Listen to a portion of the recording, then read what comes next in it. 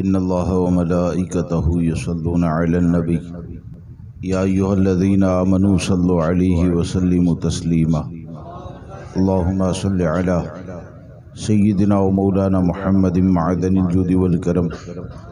وآلہ واصحابہ وبارک وسلم صلاۃ وسلام علیک یا سیدی یا رسول اللہ صلی اللہ تعالی علیہ وسلم۔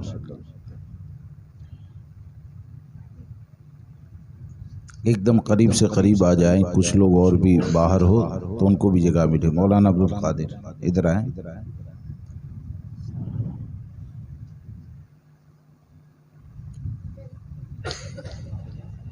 ایک مرتبہ اور درود پاک پڑھیں۔ اللہم صلی علی سیدنا و مولانا محمد معدن الجود والکرم وآلہ واصحابہ وبارک وسلم صلاۃ و سلام علیک یا سیدی یا رسول اللہ صلی اللہ تعالی علیہ وسلم۔ ہمارے لیے، آپ کے لیے یہ خوشی کی بات ہے کہ اللہ تبارک و تعالی نے اپنے محبوبوں کے صدقے ہمیں یہ توفیق عطا فرمائی کہ جس جگہ پر ہم جمع ہوئے ہیں تو یہ جماعت رضائے مصطفیٰ کی ایک شاخ ہے جس کا نام ہے مدرسہ تاج الشریعہ۔ یہ آپ لوگوں کی کوششوں کا نتیجہ ہے۔ چند باتیں اپنی ذمہ داریوں کے حوالے سے آپ کے سامنے عرض کر دوں۔ اللہ آپ کو، مجھے سب کو عمل کی توفیق عطا فرمائے۔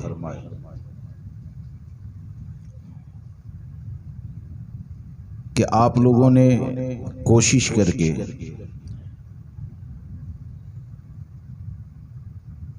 اس جگہ کو قائم تو کیا، لیکن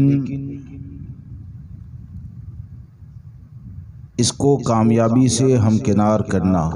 اور جن لوگوں نے جماعت رضائے مصطفیٰ میں اپنے مال کو اس نیت سے خرچ کیا کہ اس کے ذریعے دین کی نشر و اشاعت ہوگی، بچے علم دین حاصل کریں گے، تو انہوں نے تو ہم کو اپنا مال دے دیا۔ اب یہ ہماری ذمہ داری بنتی ہے کہ انہوں نے جس مقصد سے اپنے مال کو خرچ کیا ہے اس مقصد میں کامیابی حاصل کرنے کے لیے مسلسل ہم کوشش کرتے رہیں۔ لوگوں کا جو اعتماد ہے اور ان کا جو مقصد ہے اس کو پورا کرنے کے لیے کوشش کرنا یہ ہم پر لازم ہے۔ اور ایسا نہیں ہے، یا کوئی ایسا نہ سوچیں کہ بھائی ہم نے مدرسہ قائم تو کیا لیکن یہ کہ مسلسل محنت نہیں کر پاتے ہیں تو یہ ہماری ذمہ داری نہیں ہے۔ جب آپ نے ذمہ داری کو لے لیا تو یہ اب آپ کے ذمہ لازم ہے کہ آپ کو اسے نبھانا بھی پڑے گا، آپ کو نبھانا بھی پڑے گا۔ اور احساس ذمہ داری، جب کسی چیز کا عہدہ اور منصب دے دیا جائے تو اس منصب کے حوالے سے میدان محشر میں اللہ تبارک و تعالی کی بارگاہ میں سب کو جواب دینا ہے۔ ایک مدرس کو اگر پڑھانے کا منصب دے دیا جائے تو اس کے ذمے جو بچوں کی تعلیم و تربیت ہے تو وہ اس کا ذمہ دار ہے کہ وہ اس کا حق ادا کریں۔ اسی طرح ایک مدرسے کو لے کر نگرانی کی ذمہ داری ہے، یا یہ کہ زیادہ سے زیادہ لوگوں کو جوڑنے کی ذمہ داری ہے، یا یہ کہ جس مال کو لوگوں نے روکا تو آپ اس بات کو یاد رکھ کر چلے کہ آج ہندوستان میں اور سورت میں بھی ہو سکتا ہے کہ بہت سی ایسی جگہ ملے کہ عمارتیں ایک سے ایک بن گئی، لیکن یہ کہ ان عمارتوں کے اوپر جن لوگوں نے مال کو خرچ کیا، کئی جگہ ایسی ہے کہ وہاں پر صحیح طور پر تعلیم و تربیت نہیں ہو پاتی، یا وہاں پر علم دین حاصل کرنے کے لیے کوئی تیار نہیں ہے۔ تو احساس ذمہ داری اپنے اندر جب تک ہم پیدا نہیں کریں گے، جب تک ہم اپنے اندر پیدا نہیں کریں گے صحیح معنوں میں کامیاب نہیں ہو سکتے۔ اور احساس ذمہ داری کیا ہے؟ ایک مثال میں آپ کو دیتا ہوں کہ سرکار سیدنا فاروق اعظم رضی اللہ تبارک و تعالیٰ عنہ کہ حضرت جب خلافت کی مسند کے اوپر بیٹھے، حضرت جب خلافت کی مسند کے اوپر بیٹھے تو خلیفہ کی جو ذمہ داری ہوتی ہے نا، اس کے حوالے سے آپ نے ایک موقع پر ارشاد فرمایا تھا کہ بیت المال کا کوئی اونٹ اگر دجلہ فرات پر ہلاک ہو جائے، بیت المال کا کوئی اونٹ اگر دجلہ فرات کے اوپر ہلاک ہو جاتا ہے تو مجھے ڈر لگتا ہے کہ کہیں کل میدان محشر میں اس اونٹ کی ہلاکت کے بارے میں مجھے جواب نہ دینا پڑے۔ نہیں سمجھے؟ آپ یہ کہنا چاہتے ہیں کہ جب مجھے خلیفہ بنا دیا گیا، ذمہ دار بنا دیا گیا، تو خلافت جہاں تک ہوگی اور اس کے ماتحت جتنی بھی چیزیں آتی ہے، جیسے کہ بیت المال کے اندر مال کو جمع کرنا، صدقے کے اونٹوں کو جمع کرنا، مسلمان غریبوں میں تقسیم کرنا، تو یہ جو تمام چیزیں آتی ہیں نا، تو آپ کے دل کے اندر خوف خدا اتنا زیادہ پایا جاتا تھا کہ آپ فرماتے ہیں کہ اس اونٹ میں سے اگر کوئی ہلاک ہو گیا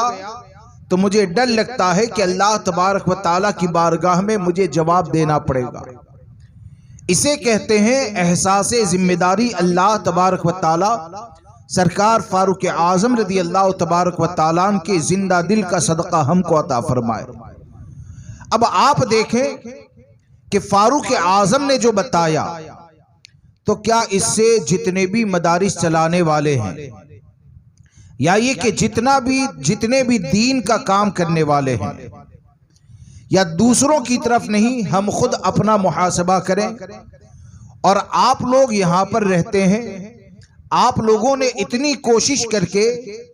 جب اس مدرسے کو قائم کیا تو اب اس چیز کا احساس اپنے دل کے اندر پیدا کریں کہ اس کی نگرانی کرنا، اس میں بچوں کو وقت کے اوپر لانا،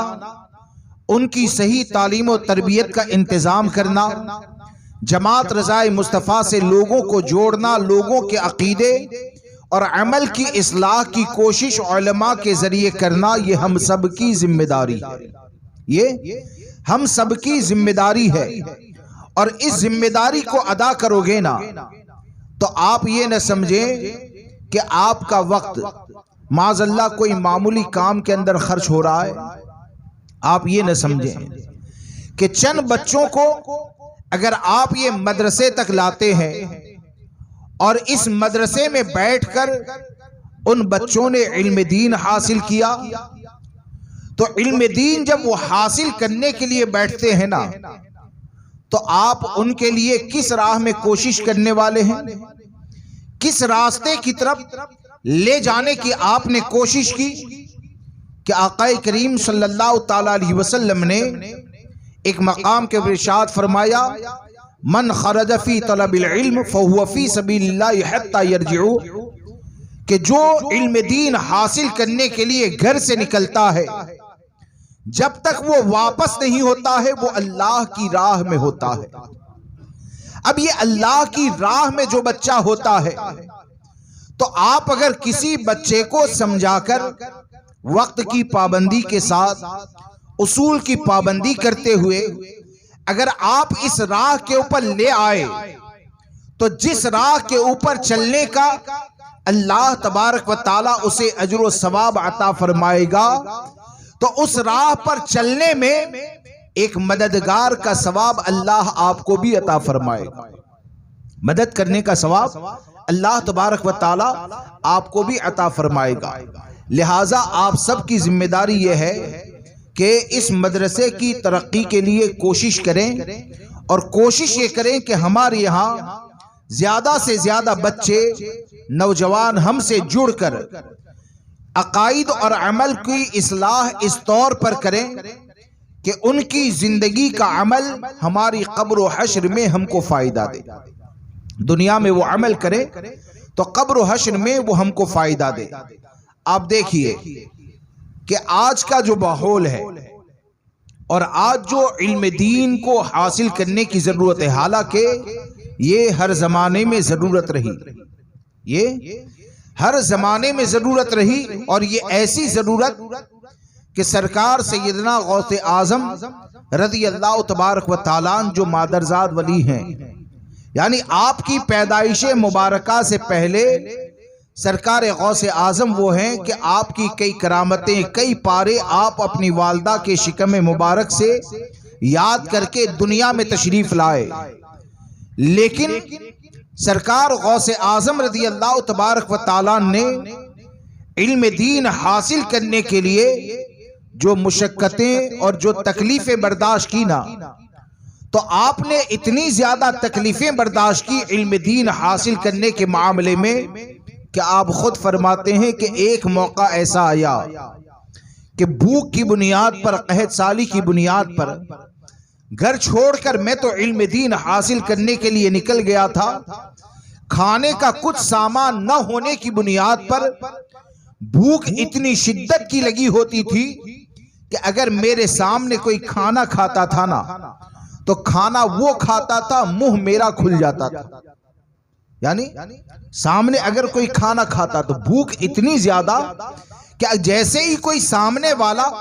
کھانے کے لیے منہ کو کھولتا تھا، سرکار غوث اعظم رضی اللہ تبارک و تعالیٰ فرماتے ہیں کہ اسے دیکھ کر منہ میرا کھل جاتا تھا۔ تو آپ نے کبھی اس بات پر غور کیا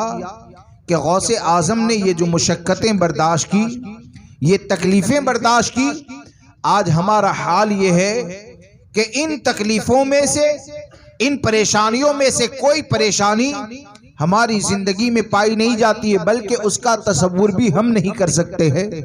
لیکن اس کے باوجود اگر ہم اپنے مستقبل کو سنوارنے کے لیے، ہم اپنی آخرت کو تباہی اور بربادی سے بچانے کے لیے اگر علم دین حاصل نہ کریں تو یقین جانے یہ ہمارے لیے ہلاکت، تباہی اور بربادی کا ذریعہ ہے۔ آج آپ کے سامنے، ہمارے سامنے کتنے معاملات ہیں، یعنی سب سے پہلی چیز تو یہ کہ آج، یعنی پہلے تو ایسا ہوتا تھا، یعنی تقریباً ماحول اور حالات ایسے تھے کہ ہمارا مقابلہ دیوبندی وہابی سے ہے، دیوبندی وہابی سے ہیں، ایسے معاملات ہوتے تھے۔ لیکن آج اگر آپ دیکھیں گے نا تو آپ کے سامنے اتنے معاملات ہیں کہ حملہ چاروں طرف سے ہو رہا ہے اور حفاظت کرنے والوں کی جماعت مختصر ہے۔ پہلے ایسا تھا کہ محافظ اتنے زیادہ مضبوط تھے کہ کئی جگہوں سے بھی اگر حملہ ہونا تو وہ جواب دینے کی اور حفاظت کرنے کی طاقت رکھتے تھے۔ لیکن آج ہمارا حال یہ ہو گیا ہے کہ میں آپ کو ایک مثال دوں کہ آج فتنے اتنے زیادہ پیدا ہو رہے ہیں کہ اگر ہم نے کوشش نہ کی اپنے لیے، اپنے آنے والی نسلوں کے لیے، اور ان کو صحیح معنوں میں ضروریات دین کا علم نہ سکھایا، تو یاد رکھنا کہ کئی جگہ پر ایسا ہو سکتا ہے کہ سنی کہتا رہے ایمان چلا جائے، سنی کہتا رہے ایمان چلا جائے۔ کیا آج ایسے حالات ہو گئے ہیں کہ جیسے کہ عید غدیر کا معاملہ ہے کہ عید غدیر جو ہے وہ شیعہ مناتے ہیں۔ کون مناتے ہیں؟ شیعہ مناتے ہیں۔ اور یہ حضرت عثمان غنی رضی اللہ تبارک و تعالیٰ کی جو شہادت کا دن ہے، شہادت کا دن ہے، تو حقیقت یہ ہے کہ وہ حضرت عثمان غنی رضی اللہ تبارک و تعالیٰ کی شہادت کے اوپر گویا کہ ایک خوشی کا اظہار کرتے ہیں۔ لیکن کئی جگہ پر ایسا ہو گیا کہ بہت سے لوگ اپنے اسٹیٹس کے اوپر عید غدیر منانے کے بارے میں نہ جانے کیا کیا لکھ دیتے ہیں، یہاں تک لکھ دیتے ہیں کہ عید غدیر منائیں گے تو حلالی کون ہے حرامی کون ہے اس کا فیصلہ ہو جائے گا، اس کا پتہ چل جائے گا۔ اب اللہ نہ کرے اگر وہ لکھنے والا اگر سید میں سے کوئی ہوتا ہے یا لیبل اگر سادات کا ہوتا ہے تو آج معاملات اتنے زیادہ بگڑ گئے کہ ہزاروں سنی صرف سید کی نسبت کی بنیاد پر یہ کہتے ہیں کہ سید صاحب ہے، ہم ان کے خلاف کیسے زبان کھول سکتے ہیں؟ اس بات کو یاد رکھ کر چلے کہ کوئی بھی رہے، ہر ایک پر لازم یہ ہے کہ جو اہل سنت و جماعت پر قائم رہے گا اور اسی پر دنیا سے جائے گا، اسی کے لیے نجات کا راستہ ہے۔ اور اہل سنت و جماعت سے اگر کوئی ہٹ جائے، اہل سنت و جماعت کا راستہ اگر کوئی چھوڑ دے، یا معاذ اللہ رب العالمین بغض صحابہ کا اگر شکار ہو جائے، تو اس بات کو یاد رکھنا کہ یہ ہلاکت، تباہی اور بربادی کا ذریعہ ہے۔ لیکن آپ اگر علم دین نہ ہوگا تو کتنے لوگوں کو بچا سکتے ہیں، کتنے لوگوں کی حفاظت کر سکتے ہیں؟ ایک مثال میں آپ کو دیتا ہوں کہ آپ کو آج تک پتہ ہی نہیں تھا کہ عید غدیر کیا ہے، اور شیعہ لوگ مناتے ہیں کہ سنی مناتے ہیں یا کیوں مناتے ہیں، آپ اگر کچھ بھی نہیں جانتے ہیں اور دین کا علم آپ کے پاس نہیں ہے، تو اگر کسی نے اسٹیٹس رکھا یا کسی نے یہ کہا کہ اے فلاں آ جاؤ ہم عید غدیر مناتے ہیں، اب لیبل سنی کا لگا ہے، تو آپ اس کو منع کیسے کریں گے؟ آپ اس کو منع اسی وقت کر سکتے ہیں جب علم دین سے آپ کا دل روشن و منور ہوگا، جب آپ کو اس چیز کا احساس ہوگا کہ عید غدیر کون مناتا ہے اور ہمارا معاملہ کیا ہوتا ہے۔ حضرت مولائے کائنات حضرت علی کرم اللہ تعالی وجہ الکریم سے الحمدللہ ہم محبت کرتے ہیں اور کرتے رہیں گے انشاءاللہ۔ حضرت علی سے محبت کرنا یہ نجات اور بخشش کا ذریعہ ہے، اور مولا کائنات کی محبت یہ ایمان اور عقیدے کی حفاظت کا ذریعہ ہے۔ لیکن یہ کہ حضرت علی کرم اللہ تعالی وجہ الکریم نے تو ان خطروں سے ہم کو پہلے ہی آگاہ کر دیا، جیسے کہ ایک روایت کا خلاصہ کہ آپ نے فرمایا کہ میری مثال، آقا کریم صلی اللہ تعالی علیہ وسلم نے فرمایا کہ تمہاری مثال حضرت عیسیٰ کی طرح ہے۔ حضرت علی کرم اللہ تعالی وجہ الکریم فرماتے ہیں کہ سنو، میری وجہ سے دو گروہ ہلاک کیے جائیں گے، برباد کیے جائیں گے۔ ایک وہ جو مجھ سے حد سے زیادہ محبت کرنے والا ہے، اور ایک وہ جو مجھ سے دشمنی رکھنے والا ہے۔ اور الحمدللہ یہ اہل سنت و جماعت ہیں کہ حضرت علی کرم اللہ تعالی وجہ الکریم سے جیسی محبت کا حق ہے ایسی محبت بھی کرتا ہے، اور مولا کائنات کا جو دشمن ہوتا ہے ان سے دور و نفور بھی رہتا ہے۔ ہمارا حال اور معاملہ یہ ہے کہ ہم صحابہ سے بھی محبت کرتے ہیں، اہل بیت سے بھی محبت کرتے ہیں، اور ہماری نظر اس بات پر ہے کہ صحابی سے محبت یہ بھی نسبت مصطفیٰ کی بنیاد پر ہے، اہل بیت سے محبت یہ بھی نسبت مصطفیٰ کی بنیاد پر ہے۔ تو جو ان نسبتوں پر نظر رکھے گا نا، انشاءاللہ وہ نہ کبھی رابضی ہوگا نہ کبھی خارجی ہوگا۔ جو ان نسبتوں پر نظر رکھتے ہوئے اگر محبت کرے گا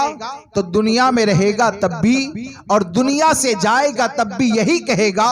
کہ اہل سنت کا ہے بیڑا پار، اصحاب حضور نجم ہے اور ناؤ ہے عطرت رسول اللہ کی۔ تو یہ تمام حالات سے آپ باخبر کب رہ سکتے ہیں؟ ایسے فتنوں سے آپ کب بچ سکتے ہیں؟ اپنی حفاظت کب کر سکتے ہیں؟ علماء اہل سنت کی صحبت اختیار کریں، جماعت رضائے مصطفیٰ سے جڑے، اور جماعت رضائے مصطفیٰ سے جڑ کر آپ اپنے عقیدے اور اپنے عمل کی حفاظت کی کوشش کریں۔ یہاں پر ایک بات یہ ہو سکتی ہے اور آتی بھی ہے کہ بھائی جماعت رضائے مصطفیٰ سے جڑ گئے تو بار بار کسی نہ کسی کے ساتھ اختلاف، شرعی معاملات کی بنیاد پر کسی نہ کسی سے اختلاف یا اور بہت سے معاملات کھڑے ہوتے ہیں۔ تو یہ جو معاملات کھڑے ہوتے ہیں نا، تو اس بات کو یاد رکھ کر چلیں، یہ قرب قیامت ہے۔ کیا ہے یہ؟ قرب قیامت ہے، اور اپنے ایمان اور عقیدے کی اگر حفاظت کرنی ہے تو پریشانیوں کو برداشت تو کرنا ہی پڑے گا، پریشانیوں کو برداشت کرنا پڑے گا۔ میں آپ کو ایک روایت سناتا ہوں کہ ایک روایت میں نے پڑھی کہ ایک روایت کے اندر یہ آیا کہ قرب قیامت میں ایمان کی حفاظت کرنا ایسے ہی ہے جیسے کہ ہاتھ میں انگارہ لے کر چلنا، ہاتھ میں انگارہ رکھنا۔ اب آگ کا انگارہ ہاتھ میں رکھنا یہ کتنا مشکل ہے۔ اب آگے کیا ارشاد فرمایا گیا کہ یہ انگارہ اگر ہاتھ سے گرے گا تو ایمان جلائے گا۔ کیا ہوگا؟ ہاتھ سے گرے گا تو ایمان جلائے گا، اور ایمان بچے گا تو ہاتھ جلے گا۔ یعنی دو صورتیں ہمارے سامنے رکھی گئی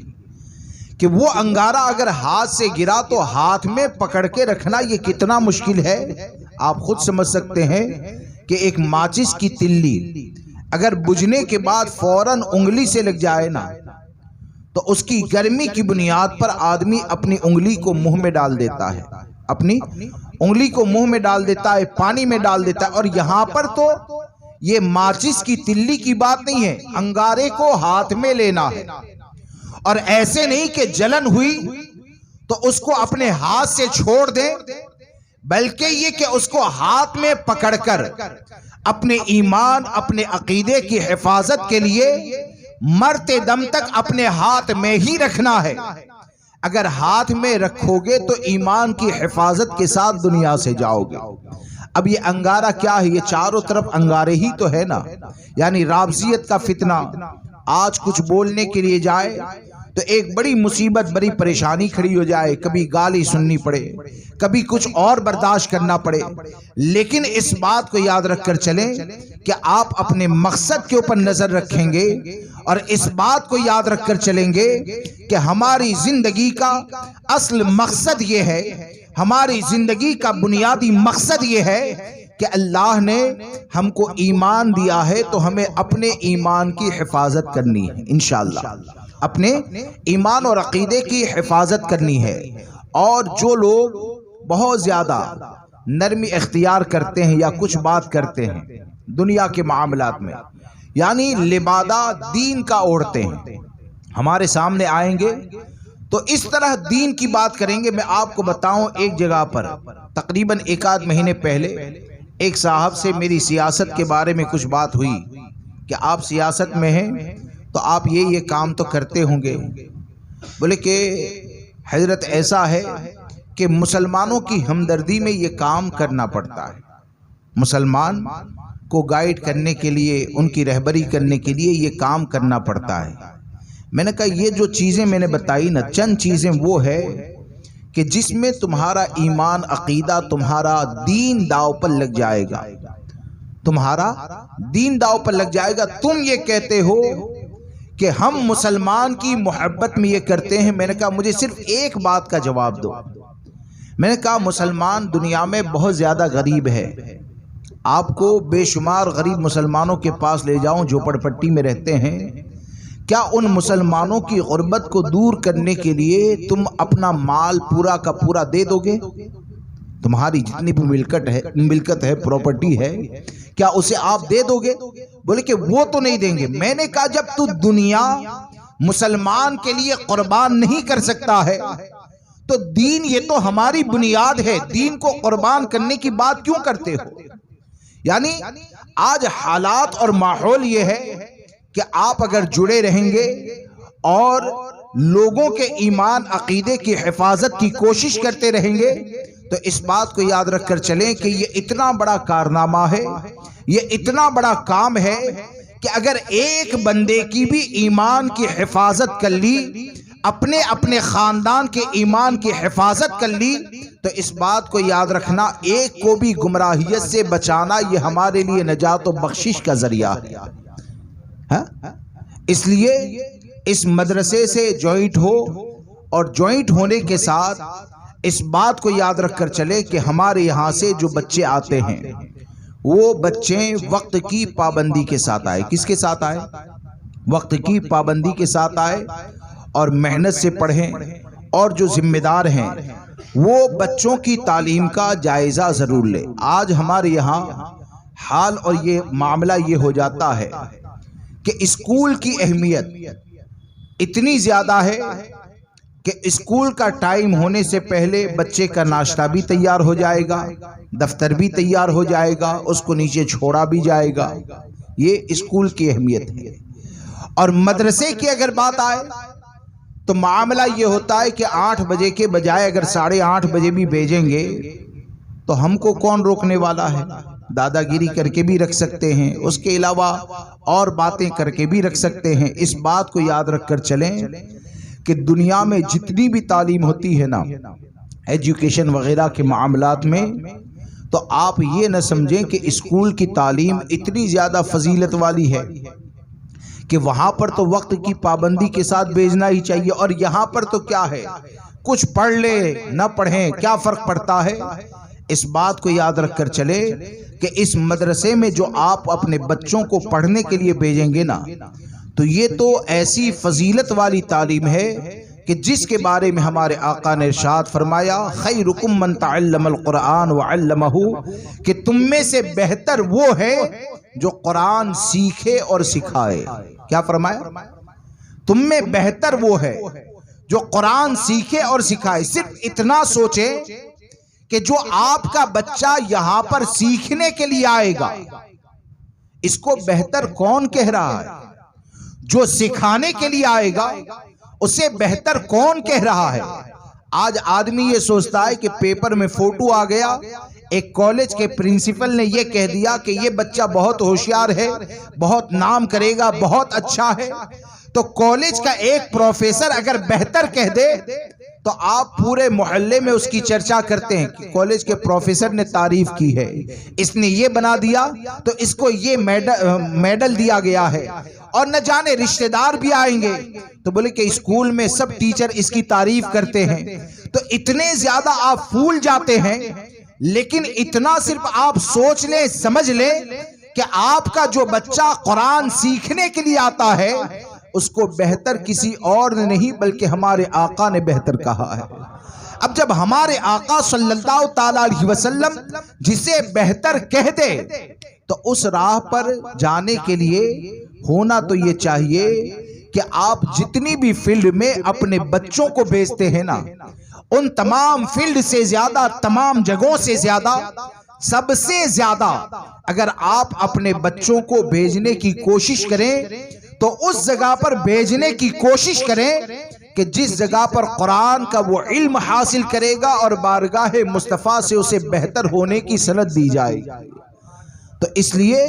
علم دین کی اہمیت کو سمجھیں، اور یہ علم دین ہی تو ہے نا، یعنی آپ کا بچہ اگر علم دین حاصل کرے گا۔ امام اہل سنت نے ہمارے یہاں جو تجوید کے ساتھ تعلیم ہوتی ہے تو اس کی اہمیت تو بہت زیادہ ہے، اس کی اہمیت بہت زیادہ ہے۔ امام اہل سنت نے جو لکھا ہے نا، اس کا خلاصہ آپ کے سامنے عرض کرتا ہوں کہ تجوید کے ساتھ قرآن پڑھنا، مخارج صحیح طور پر ادا کرنا، یہ اتنا زیادہ اہم ہے کہ امام اہل سنت نے اس کو فرض لکھا ہے۔ کیا ہے؟ ہر مسلمان پر لازم ہے، ہر مسلمان پر فرض ہے کہ وہ قرآن کا علم تجوید کے ساتھ حاصل کرے۔ اور اس کی اہمیت یعنی اس کی تیاری کے لیے ہم کو کیا کرنا چاہیے، اور اس کے ساتھ ہمارے کون کون سے معاملات وابستہ ہے، اس کے اوپر آپ غور کیجئے۔ مثال کے طور پر آپ دنیا کے اندر کوئی نوکری حاصل کرنا چاہتے ہیں، کوئی نوکری حاصل کرنا چاہتے ہیں، تو اس نوکری کو حاصل کرنے کے لیے جتنی بھی تعلیم ہے وہ چند سالوں تک آپ تعلیم حاصل کرتے ہیں کہ نہیں؟ یعنی جو کرنا چاہتا ہے کہ بھائی مجھے انجینئر بننا ہے تو اس کے لیے یہ تعلیم مجھے حاصل کرنی پڑے گی، تب جا کر میں انجینئر بن پاؤں گا۔ اب آپ ذرا سوچیں کہ قرآن کو صحیح پڑھنا اس کا تعلق کہاں سے ہے؟ قرآن اگر آپ صحیح پڑھیں گے تبھی قرآن کو پڑھنے کا اجر و ثواب آپ کو دیا جائے گا۔ قرآن کی صحیح آپ تلاوت کریں گے تب جا کر آپ کی نماز کو قبول کیا جائے گا۔ اب آپ غور کریں کہ وہ عبادت جس کو سب سے اہم فرض کہا گیا. نماز یہ تمام فرائض میں سب سے اہم فرض ہے، اور یہ سب سے اہم فرض ادا کرنے کے لیے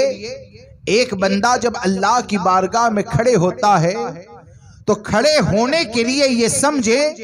کہ شرط یہ ہے کہ جو بھی نماز پڑھنے والا ہو وہ قرآن کو تجوید کے ساتھ پڑھ پائے، قرآن کو تجوید کے ساتھ تلاوت کر پائے. اب آپ اگر مخارج کی ادائیگی کو جانتے ہی نہیں ہیں اور آپ پوری زندگی اگر نماز کو ادا کرتے رہے تو نماز پڑھتے رہیں گے، لیکن یہ کہ آپ کی عبادت کو اللہ تبارک و تعالیٰ کی بارگاہ میں جب رد کر دیا جائے گا، مرنے کے بعد پتہ چلے گا، تب آپ کو احساس ہوگا کہ کاش کے تمام کاموں سے زیادہ اہمیت ہم نے اس چیز کو دی ہوتی کہ ہم تجوید کے ساتھ قرآن مقدس کو تلاوت کر پاتے، قرآن مقدس کو تلاوت کر پاتے. لہذا دوستو اس چیز کو یاد رکھ کر چلے کہ ہم مخارج کے ساتھ قرآن کو پڑھنا سیکھیں، اور بالخصوص جو نوجوانوں کی جماعت ہے، جو نوجوانوں کی جماعت ہے، تو چھوٹے بچے جو ہوتے ہیں نا،